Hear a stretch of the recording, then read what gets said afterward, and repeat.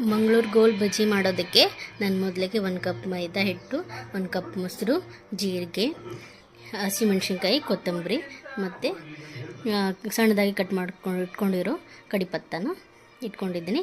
ನೋಡೋಣ ಬನ್ನಿ ಹೆಂಗೆ ಮಾಡಬೇಕು ಅಂತ. ಮೈದಾ 1 ಕಪ್ಪು,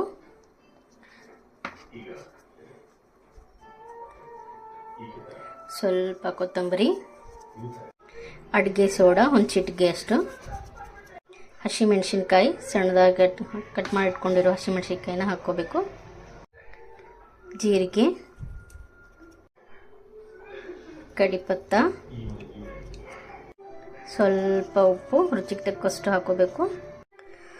ಮೊಸರು ಹಾಕೋತಿದ್ದೀನಿ. ಮೊಸರನ್ನ ಸ್ವಲ್ಪನೇ ಹಾಕೋಬೇಕು. ಇದಕ್ಕೆ ನೀರು ಹಾಕೊಳ್ಳೋ ಅವಶ್ಯಕತೆ ಇಲ್ಲ, ಬೇಕಿದ್ದರೆ ಹಾಕೋಬೋದು. ನಾನು ಚೆನ್ನಾಗಿ ಮಿಕ್ಸ್ ಮಾಡ್ಕೋತಾ ಇದ್ದೀನಿ ನೋಡಿ. ಸ್ವಲ್ಪನೇ ನೀರು ಹಾಕೋತಿದ್ದೀನಿ, ನೀರು ಅವಶ್ಯಕತೆ ಇದೆ ನೋಡಿ. ಈ ಥರ ಮಿಕ್ಸ್ ಮಾಡಿ ಇಟ್ಕೊಂಡಿದ್ದೀನಿ. ಇದನ್ನು 1/2 ಅವರ್ ಬಿಡಬೇಕು. ಸ್ವಲ್ಪನೇ ಸಕ್ಕರೆನ ಹಾಕೋತಿದ್ದೀನಿ. 1/2 ಅವರ್ ಆದಮೇಲೆ 1/2 ಅವರ್ ನೆನೆಸಿಟ್ಕೊಂಡಿವಲ್ಲ ನೋಡಿ, ಎಣ್ಣೆ ಗರಂ ಆಗಿದೆಲ್ಲ ನೋಡ್ಕೋಬೇಕು. ಗರಂ ಆಗಿದೆ ಇವಾಗ.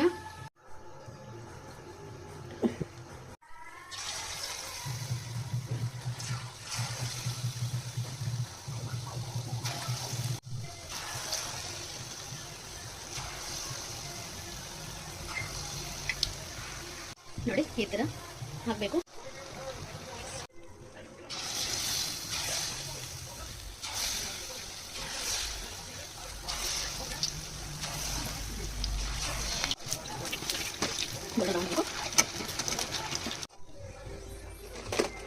ನೋಡಿ ನಮ್ಮ ಮಂಗಳೂರು ಬಜ್ಜಿ ರೆಡಿ ಆಯಿತು.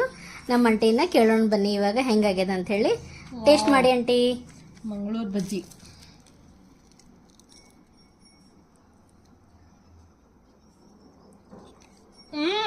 ಮಸ್ತ್ ಮಸ್ತ್. Soumya super. Thank you aunty.